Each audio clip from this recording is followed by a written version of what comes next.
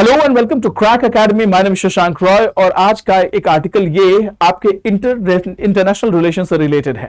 Now India's growing neighbourhood dilemma. India के neighbourhood में क्या डिलेमा ग्रो हो रहा है। अब एक बार ये ग्लोब बना हुआ है, इस पे जरा मैपिंग कर लेते हैं। ये रहा आपका यानी हमारा इंडिया, ठीक है। ये रहा हमारा इंडिया, हम इंडिया को लेके चलते हैं। अब हम एक बार इंडिया के नेबरहुड को जरा मैपिंग कर लेते हैं, उससे फायदा क्या होगा, हम चीजों को समझ पाएंगे। ये रहा आपका बांग्लादेश, ये रहा आपका बांग्लादेश, ये रहा आपका Myanmar,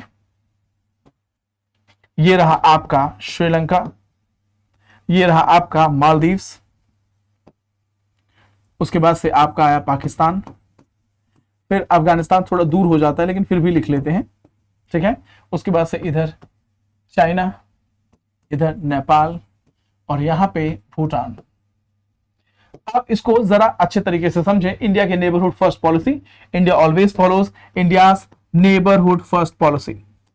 India's neighbourhood first policy, इसका मतलब क्या है, इंडिया अपने नेबरहुड पॉलिसीज को, नेबरहुड कंट्रीज को हमेशा प्रायोरिटी देता है। ये कैसे बना है, हमने यहां के लिए बनाया है look east policy, act east policy. उसके बाद से हम वेस्ट के लिए लुक वेस्ट पॉलिसी हमारे पास है। नेबरहुड फर्स्ट पॉलिसी सारे नेबर्स के लिए बनाते हैं। अब ये सारा रहा।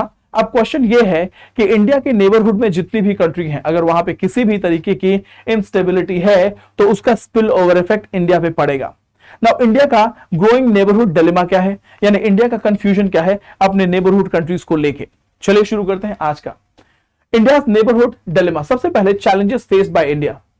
इंडिया का चैलेंज क्या है, अगर इंडियन ओशन रीजन में देखें तो rise of anti India regimes in south Asia, जो रिलेशनशिप को कॉम्प्लिकेट करती हैं। चाइना's growing influence through initiative like Belt and Road Initiative and changing geopolitical dynamics with reduced US presence। अगर देखा जाए तो साउथ ईस्ट एशिया में और पूरे के पूरे एशिया में चाइना का दबदबा चल रहा है और इंडिया के बहुत से नेबर्स के साथ इंडिया के कॉन्फ्लिक्ट चल रहे हैं। अगर देखें तो मालदीव्स उसका एक बेहतरीन एग्जाम्पल है। मालदीव्स एक उसका बेहतरीन एग्जाम्पल है जहां पे इंडिया आउट कैंपेन के अंतर्गत इंडियन सोल्जर्स को, इंडियन आर्मी को वापस जाने के लिए बोला जा रहा है। नेपाल का भी आप डबल स्टैंडर्ड आप समय समय पे देख पाएंगे। म्यांमार में किस तरीके का डिस्टर्बेंस चल रहा है, you can imagine it. So idea ये है कि इंडिया के राइज ऑफ इंडिया के नेबरहुड कंट्रीज में एंटी इंडिया रिजीम चल रहा है। Pakistan is always hostile and so is China. अब म्यांमार के में इंस्टेबिलिटी है। उसके बाद से आप श्रीलंका में देख रहे हैं चाइना का बढ़ता हुआ इंटरफेरेंस। मालदीव्स में आप ये फेस कर रहे हैं। तो साउथ एशियन रिजीम में अगर देखा जाए तो इंडिया के बहुत से एंटी इंडिया सेंटिमेंट्स चल रहे हैं। At the same time Indian ocean region में जहां इंडिया का बहुत दबदबा माना जाता था, अब कहीं ना कहीं चाइनीज फुटप्रिंट बहुत ज्यादा बढ़ गया है। इसी चाइनीज फुटप्रिंट को काउंटर करने के लिए इंडिया ने क्वाड मेंबरशिप को ज्वाइन किया, लेकिन इंडिया ने कभी भी किसी भी डायरेक्ट मिलिट्री इंटरवेंशन के लिए मना कर दिया। अगर इंडियन ओशन रीजन में देखा जाए, मिडिल ईस्ट में देखा जाए, सेंट्रल एशिया में देखा जाए तो यूएस का फुटप्रिंट कम होता सा दिखता है और चाइना का फुटप्रिंट ग्रो करता हुआ दिखता है। नाउ जियोपॉलिटिकल डायनामिक्स ये कहते हैं कि इंडियन ओशन रीजन में और मिडिल ईस्ट की पॉलिटिक्स में, सेंट्रल एशिया में, साउथ ईस्ट एशिया में यूएस का जो फुटप्रिंट है लगातार डिक्लाइन हो रहा है। यूएस का इंप्रेशन डिक्लाइन हो रहा है। नाउ डिलेमा क्यों है, इंडिया इस दुविधा में क्यों है। पहली चीज क्या है, चाइना के इकोनॉमिक प्रोजेक्ट इंडिया के एफर्ट्स को ओवरशैडो कर रहे हैं। स्मॉलर स्टेट जो हैं वो चाइना कार्ड खेलते हैं इसमें, स्पेशली जैसे भूटान में Bhutan's minister recently visited for China for boundary dialogues. Again, there is Sri Lanka, which always plays and exploits China card. Then we have Nepal. Maldives is also playing China cards. ठीक है?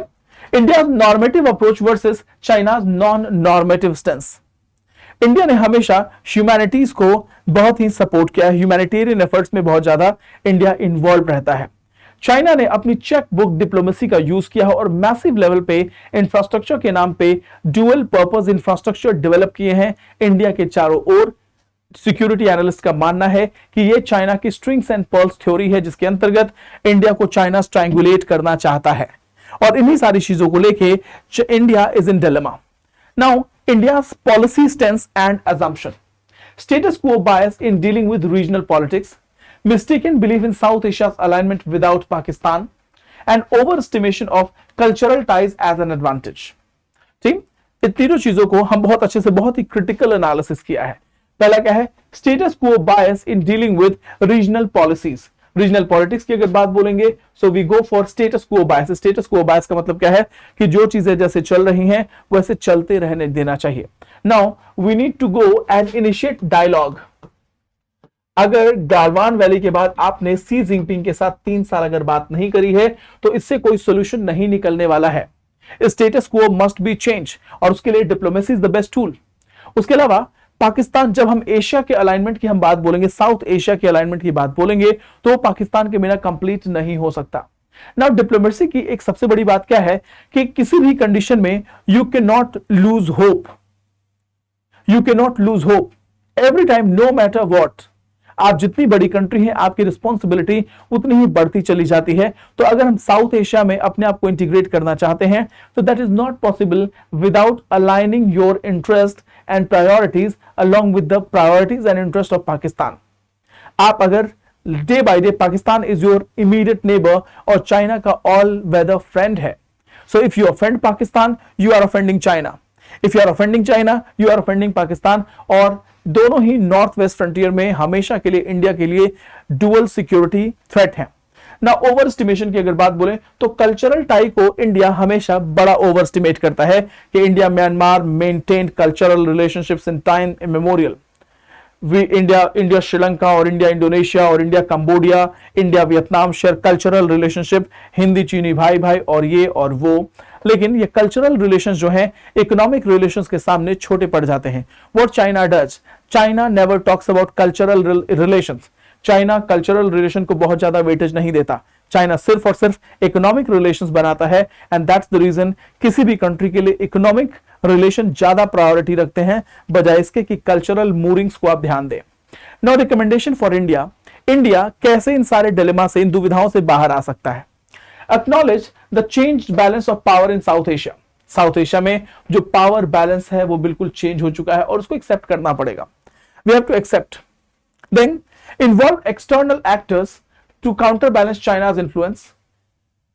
Involve external actors to counterbalance China's influence. क्या वाकई में आप internal actors को hire करके, involve करके आप चाइना के इन्फ्लुएंस को कंट्रोल कर सकते हैं? For example, you are a member of Quad, ठीक है, you are a member of Quad. क्या क्वाड की मेंबरशिप ज्वाइन करने के साथ क्या चाइना को आपने काउंटर बैलेंस कर लिया या चाइना आपके अगेंस्ट में और होस्टाइल हो गया? ये दोनों चीजें सोचने वाली हैं। क्या आप चाइना को काउंटर कर सकते हैं डिप्लोमेटिकली और military?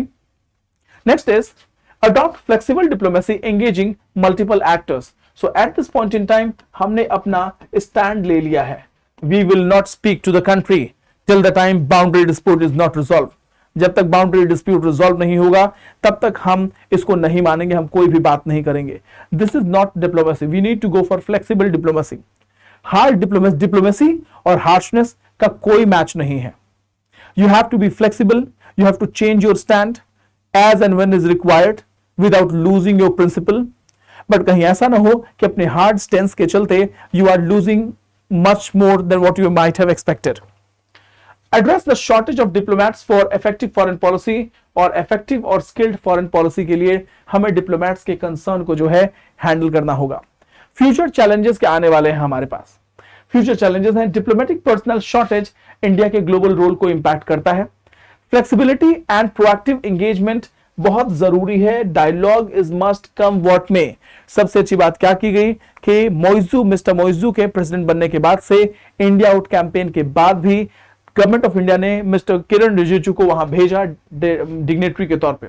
Again adoptation of shifting geopolitical landscape as per the essence. जैसी जरूरत हो उसके हिसाब से अपने स्टैंड को चेंज करना होगा और इसमें इंडिया माहिर है। अभी इजराइल हमास के कॉन्फ्लिक्ट के बाद से इंडिया ने यूएनएससी में, यूनाइटेड नेशन जनरल असेंबली में के वोटिंग से अपने आप को एब्सटेन कर लिया। ऐसा ही किया था जब म्यांमार के अगेंस्ट में सिक्योरिटी इंटरवेंशन की बात की जा रही थी। So India has adopted to geopolitical landscape perfectly.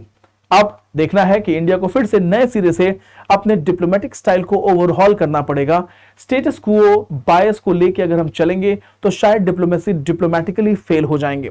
China को काउंटर करने के लिए मल्टीपल एक्टर्स को इन्वॉल्व करना पड़ेगा, मल्टीपल अलाइनमेंट करना पड़ेगा, जो इंडिया ऑलरेडी कर रहा है। So this is it in this article. हम फिर से मिलेंगे नए टॉपिक के साथ, तब तक के लिए thank you so much. Wish you a wonderful day ahead and जय हिंद, जय भारत।